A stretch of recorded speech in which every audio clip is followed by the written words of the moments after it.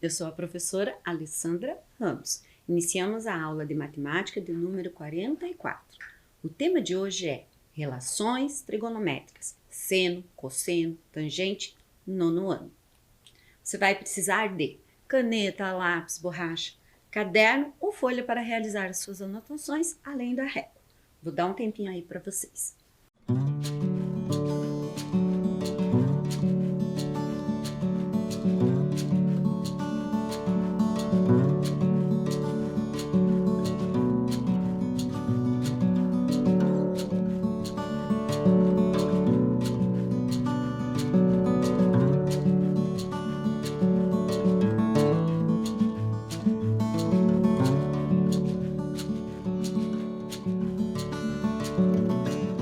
O que vimos na aula anterior?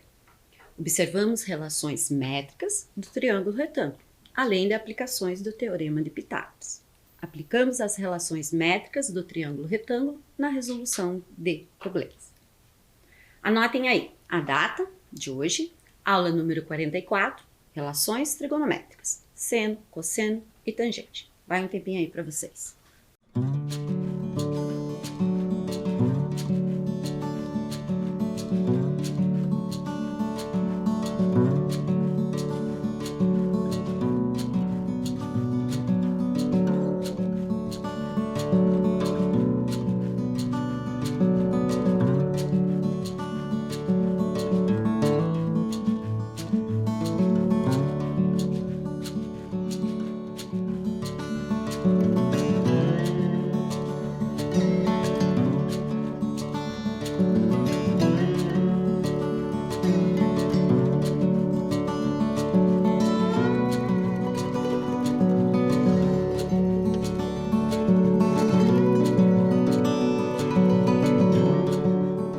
Até a aula 43, a gente estava verificando o quê? Relações métricas do triângulo retângulo, as relações entre catetos e hipotenusa. Então, agora, nós passamos para as relações trigonométricas do triângulo retângulo. Mas o que significa trigonometria? Ela é formada de 3 radicais gregos. Tri vem da palavra três, gonos da palavra do termo ângulos e metro da palavra medir. Então, o que acrescentou nesta relação métrica? Os ângulos. Então, a partir desse momento, a gente vai fazer uma relação entre as medidas dos ângulos do triângulo retângulo. Curiosidade. Sabe-se que foi astrônomo grego Hiparco de Niceia, considerado o pai da astronomia, quem empregou pela primeira vez relações entre lados e ângulos de um triângulo retângulo, por volta de 140 a.C. Por isso, ele é considerado precursor da trigonometria. Voltando lá, trigonometria é formada por 3 radicais gregos. Qual é o termo que apareceu de novo aqui? Ângulos. Mas o que é ângulos? Ângulos é uma reunião de 2 semirretas da mesma origem. O maior ou menor afastamento dos lados do ângulo resulta na abertura do ângulo, que pode ser igual, maior ou menor que 90 graus. Então, nessa representação aqui, o ângulo ABC, eu tenho o ponto de origem A, tenho os pontos internos, os pontos externos e os pontos que pertencem às semirretas. Então, todo ângulo apresenta 3 conjuntos constituídos. Em cada subida representada, um ponto P é obtido a partir de um percurso, que determina uma altura e um afastamento. Observem, eu trouxe esses dois. Então, eu tenho um percurso, desse percurso eu obtenho o ponto P. Esse percurso, ele determina uma relação de altura em relação à minha base. Também determina um afastamento. Então, o que temos aqui? Temos um percurso, um ponto P é obtido a ele, a partir dele eu tenho uma altura em relação à base, e há uma distância em relação a essa base da altura com o início do percurso, que nesse caso eu vou identificar como afastamento. É a mesma coisa que ocorre com esse percurso. Tem o percurso, tem o ponto P. Então, a partir do ponto P, se determina a altura e o afastamento em relação ao percurso. Trouxe para vocês aqui o índice de subida. A razão entre as medidas da altura e do respectivo afastamento em uma subida chama-se índice de subida. Então, o que nós vamos identificar aqui, neste momento? Meu afastamento é 5 metros. Minha altura em relação ao ponto P é 10 metros. E o meu percurso corresponde a 5 raiz de 5 metros.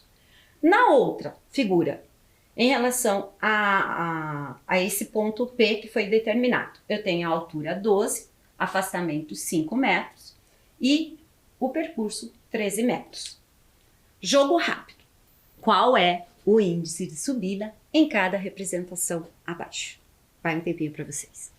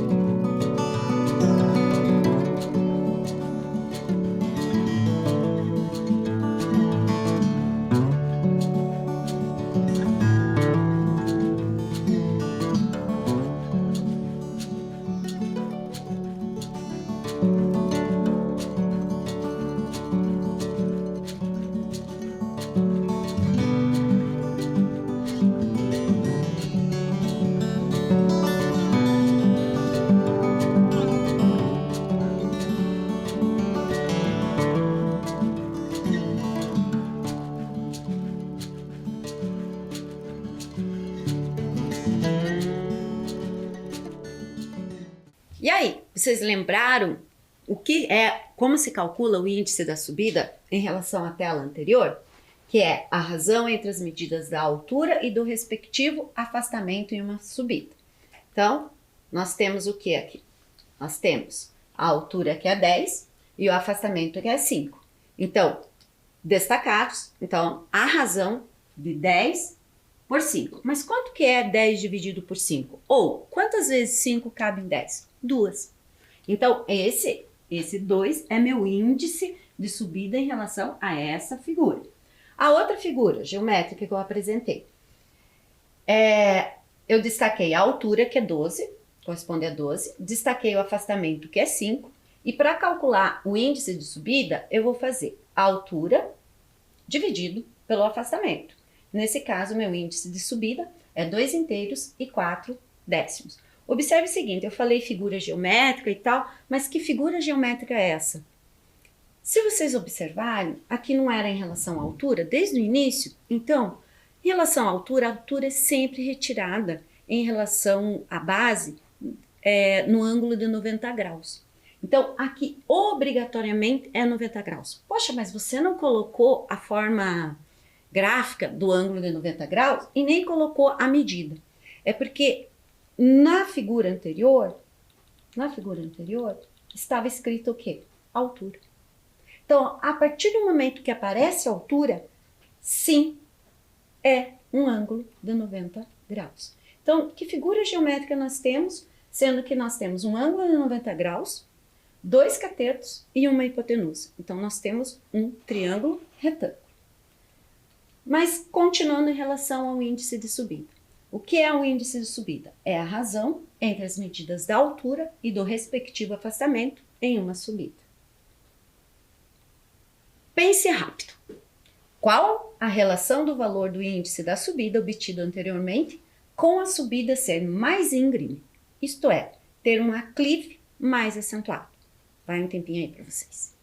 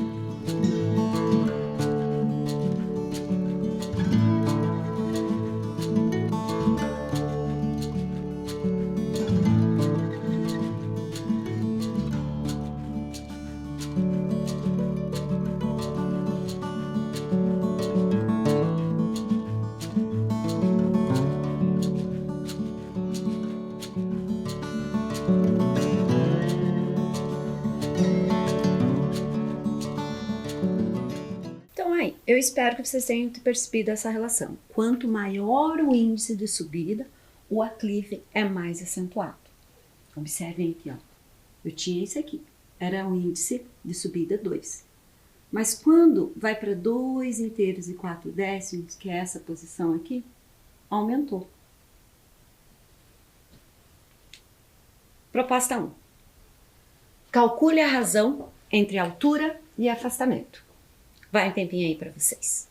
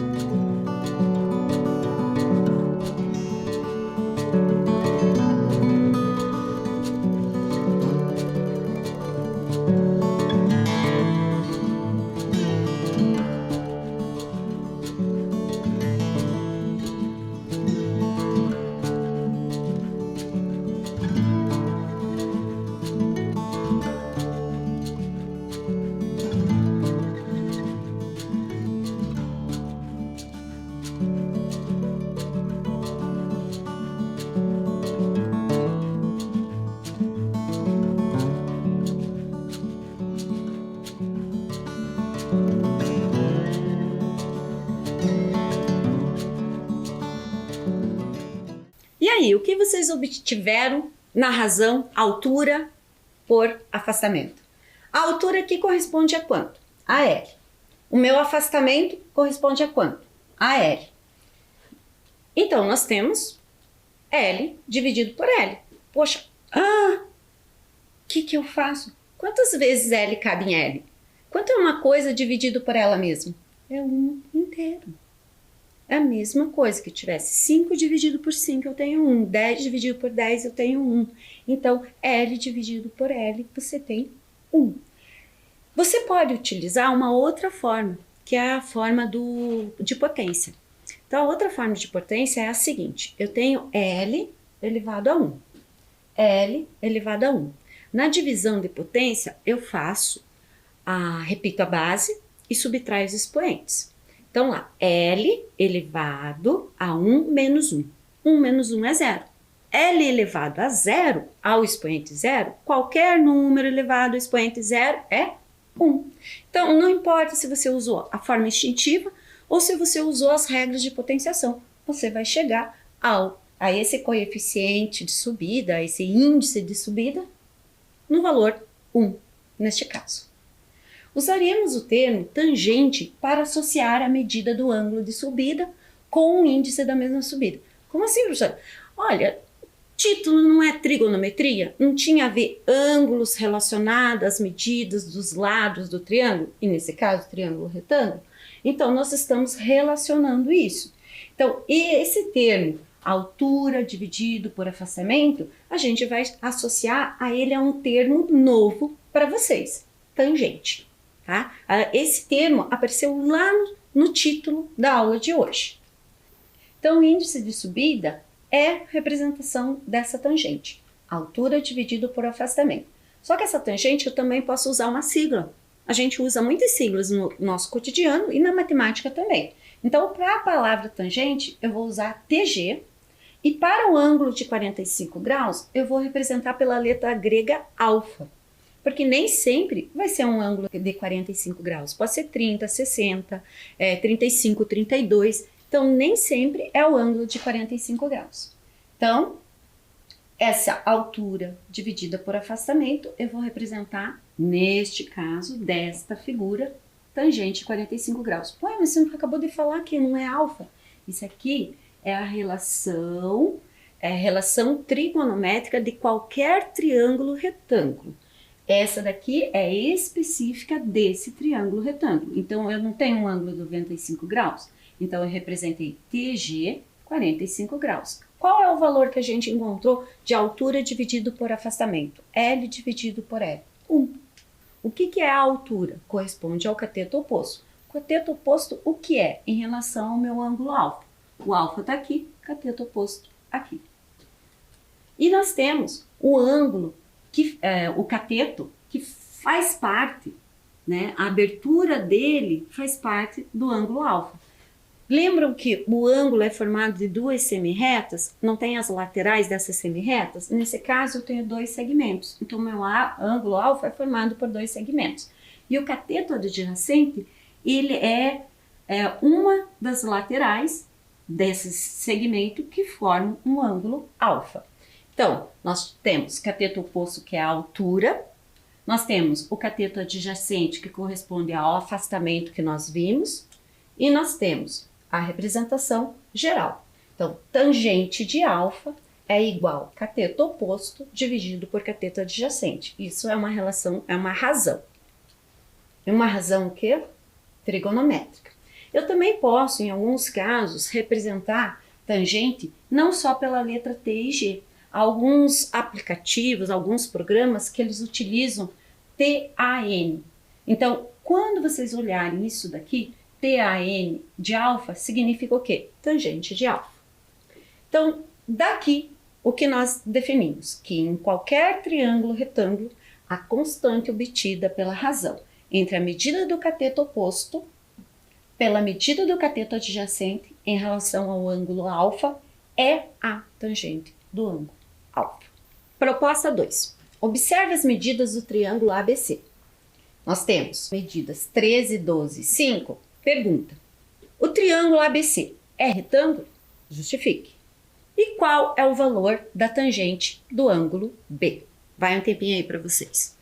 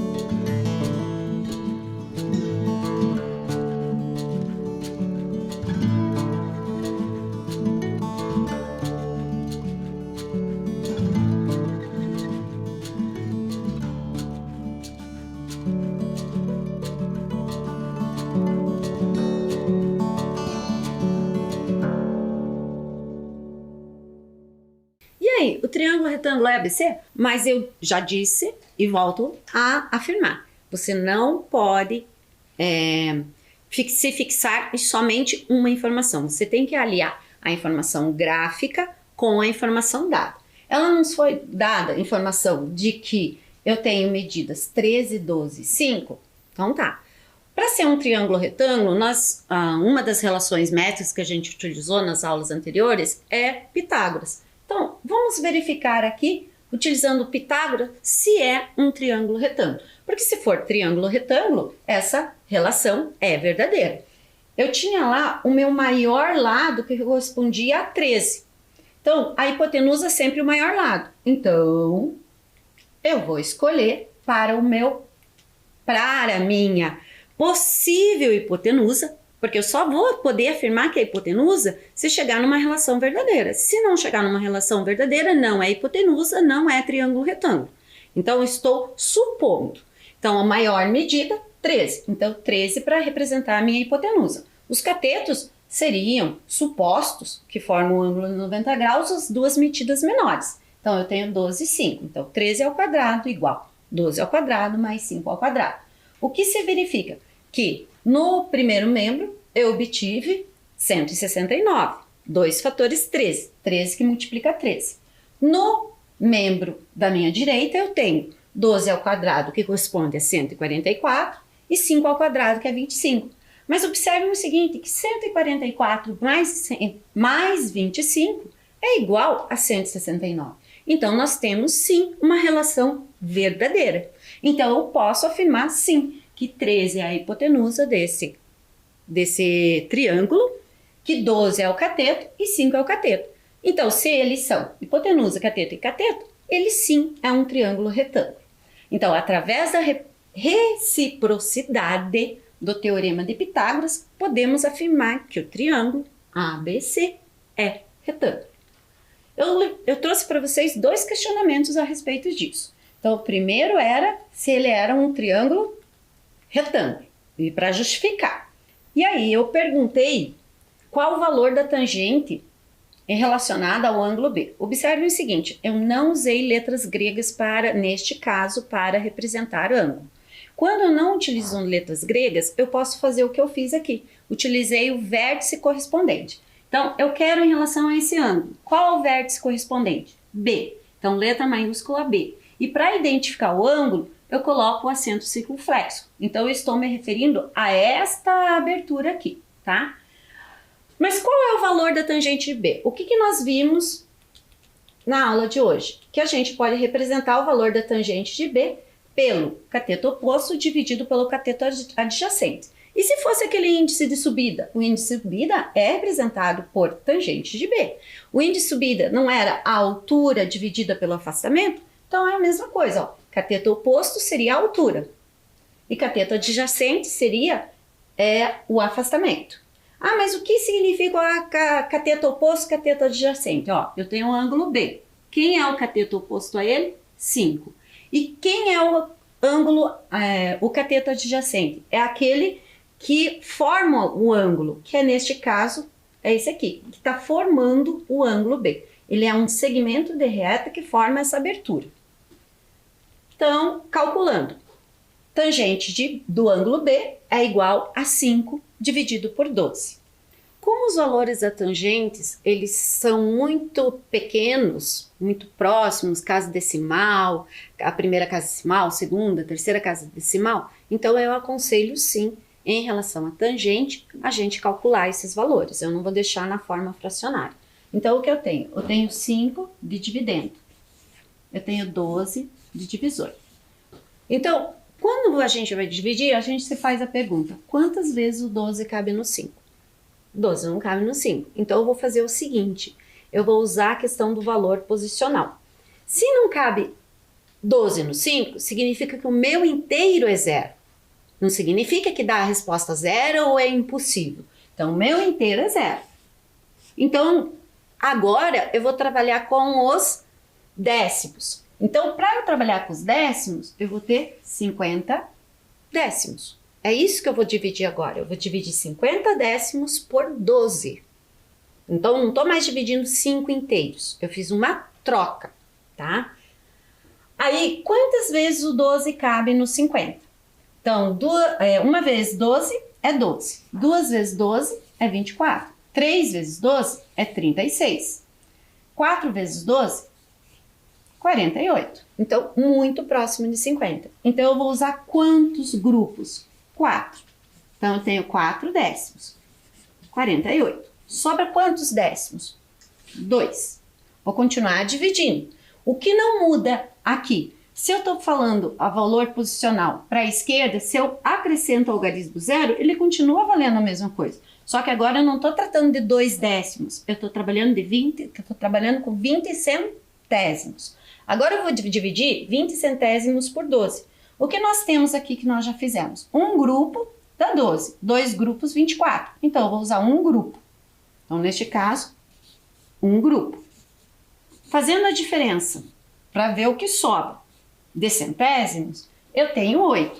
Poxa, professora, você não emprestou aqui, você não fez a troca. Você pode fazer intuitivamente quando os valores não forem grandes demais. Quanto é 12 para chegar em 20? 12, 13, 14, 15, 16, 17, 18, 19, 20. Não tem problema usar as mãos, não tem problema usar os dedos quando são valores muito próximos. Então, o que sobrou? Sobrou 8 centésimos. Mas eu quero continuar a dividir, neste caso, até a terceira casa decimal. Ah, por que até a terceira casa decimal? Eu fiz uma aproximação. Então, a gente geralmente, quando calcula tangente, a gente calcula entre a segunda e a terceira casa decimal. Só que esse 8, ele é centésimo, certo? Só que eu quero continuar a dividir, então eu vou colocar 0 na posição do milésimo. Então, décimo, centésimo, milésimo. Agora, o que eu estou dividindo? 80 milésimos por 12 partes. Olha, o 4 grupos deu 48, então eu preciso de mais. Então, 12 eu posso fazer daquela forma ou dessa forma aqui. 5 grupos de 12, eu tenho 60. Tá próximo? Quase, mas ainda não é suficiente. 6 grupos de 12, eu tenho 72. E se eu colocar mais 12? Ultrapassa o 80. Eu já observo isso, então eu vou me limitar a isso aqui. Então, quantos grupos? 6 grupos, cabem 6 grupos. Sobra? Sobra. Vamos fazer aquela coisa, do 72 para o 80. 72, 73, 74, 75, 76, 77, 78, 79, 80. Então, muito próximos. A diferença é 8. 8 o quê? Milésimos. Esse número, ele é irracional. Então, vão ser infinitas casas decimais. Então, eu vou parar por aqui. Então, o que eu posso concluir? Infinitas casas decimais? Não, nessa casa não é infinitas casas decimais. Observe o seguinte, sobrou 8, a mesma coisa que aqui. Então, vai dar 6 o próximo. Vai sobrar 8 outra vez. E assim vai. Então, o que eu observo aqui, neste caso, que não é infinitas casas decimais, eu tenho um período. Esse período ele vai se repetindo. Então, se vai se repetindo, eu posso representar dessa forma esse período. Esse símbolo significa que os próximos algarismos serão 6. No cálculo eu fiz juntamente com vocês, por um momento ali, quando antes eu não tinha observado que o que sobrava era sempre 8, 8, 8, e que nessa divisão eu teria o período 6, eu falei para vocês que a gente teria nesse resultado um número irracional. Mas seria número irracional se fossem infinitas casas decimais e não houvesse um período, uma repetição. Neste caso, houve uma repetição. Então, ele é um número racional. Então, a tangente de B é aproximadamente 0,416, com o período 6. Trouxe aqui para vocês uma situação, e eu quero que vocês observem o seguinte, que padrão se observa abaixo. Eu trouxe a figura que a gente estava trabalhando, hipotenusa 13, porque a gente verificou que ela é um triângulo retângulo, cateto oposto ao ângulo alfa 12 e o cateto adjacente 5. Se fosse questão do índice de subida, fazendo esse paralelo, seria altura e afastamento. Então, a tangente de alfa, 12 sobre 5, que nós calculamos. E eu fiz o seguinte, eu rotacionei esse triângulo, tá? Então, eu tenho ele aqui, correto? Então, rotacionei ele. Eu rotacionei e fiz isso aqui. De tal forma que mudou a posição. Ah, mas percebam o seguinte, que eu dei destaque ao ângulo que não é alfa. Seria esse ângulo aqui, o ângulo beta. Mas em relação ao ângulo beta, a tangente seria o quê? Cateto oposto ao ângulo beta, 5. Cateto adjacente ao ângulo beta, 12. Então a razão é 5 sobre 12. O que vocês observam disso? Tenta olhar aqui e tenta olhar aqui. Percebam o seguinte, que o 12 se manteve e o 5 se manteve. Sim, porque é cateto oposto dividido pelo cateto adjacente. O que inverteu foram as posições, já que o meu ângulo de vista mudou. Então, o que eu posso tirar daí? Uma relação trigonométrica, que a tangente de alfa é igual ao inverso da tangente de beta. Como assim? Olha aqui, 12 sobre 5, inverso. Eu tenho quanto? Olha o inverso. Ó, tenho aqui e inverto. Então, eu tenho 5 sobre 12. Ah, então se a tangente de alfa é igual ao inverso da tangente de beta, eu posso dizer que a tangente de beta é o inverso da tangente de alfa. Então, daqui nós tiramos mais uma relação trigonométrica do triângulo retângulo. Pense rápido. Qual é o valor da tangente do ângulo P? Vou dar um tempinho para vocês.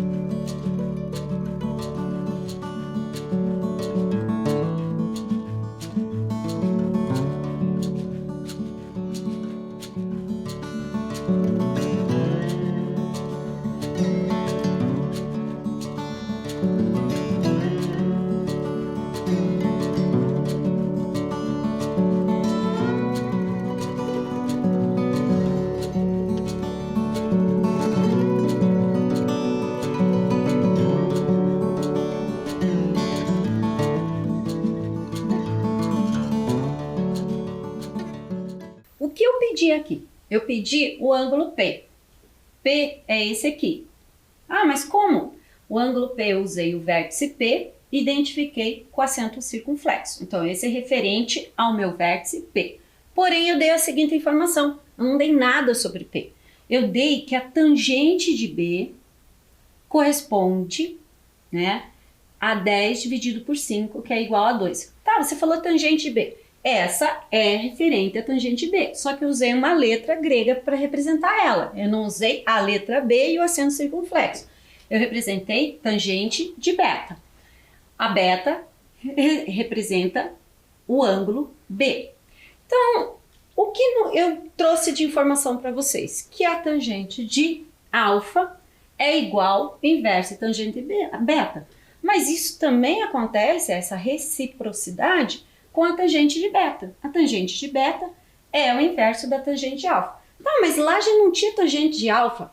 A gente tinha tangente de beta e o ângulo P. Então, eu quero a tangente de P. P não é o ângulo complementar a beta, então beta está aqui, meu P está aqui. É um ângulo complementar. Então, para calcular a tangente do ângulo P, eu faço o inverso da tangente de beta. Mas quanto que é o inverso de 2? Imagine o seguinte, eu tenho que representar 2 como um número racional. Então, eu vou colocar um traço e um número aqui embaixo. Que número eu poderia usar para não interferir nesse 2, que ele se mantivesse em 2 em forma fracionária? Seria 1. Então, 2 dividido por 1 é 2. Então, representando na forma fracionária e invertendo, que eu tenho a tangente, eu tenho 1 sobre 2. Mas o que significa 1 sobre 2? Quanto que é a metade de 1? Meio. Então, podemos concluir o seguinte, que meio é o inverso de 2. Então, a tangente de P é igual a meio. O que vimos hoje? Determinamos a relação trigonométrica tangente. Aplicamos relações trigonométricas do triângulo retângulo na resolução de problemas. Até a próxima aula.